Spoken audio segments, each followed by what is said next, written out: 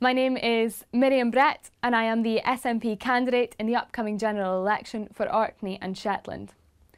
Over the past few weeks, I have been knocking on doors the length and breadth of Orkney and Shetland, engaging with people as to what their concerns are for the Isles and what their vision of the future holds for our community.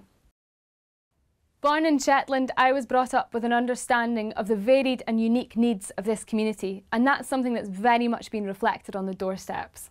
Many people around me voted Liberal Democrat, though it was often a vote for the person rather than the party itself. Having spoken to people over the last few weeks, there's a broad understanding that people across the board feel quite let down by the track record of the Liberal Democrats at Westminster, whether that's voting for the abhorrent bedroom tax, voting for the Syrian war, or voting for the Tory austerity agenda. The SNP boasts a principled, consistent and fervent opposition to an increasingly right-wing agenda at a UK government level.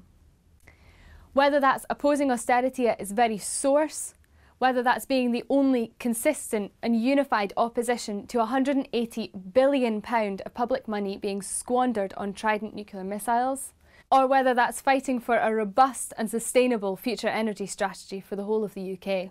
The vision put forward by the UK government for a hard Tory Brexit is not one that works in anyone's favour.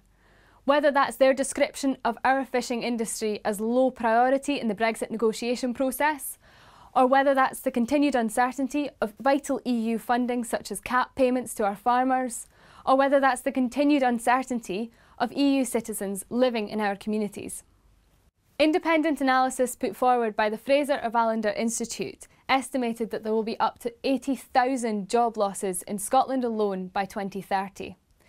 A strong opposition to the Tory agenda is needed now more than ever. Our record in Westminster is people-focused, and I will work tirelessly to ensure that the voices of people in Orkney and Shetland are heard at Westminster. The challenge ahead of us is great. We are facing the worst wage stagnation in 70 years, the greatest inequality since Thatcher, and food bank use is on the rise. The people of Orkney and Shetland have been represented by the Liberals for nearly 70 years, but they're not the party they once were. It's time for change.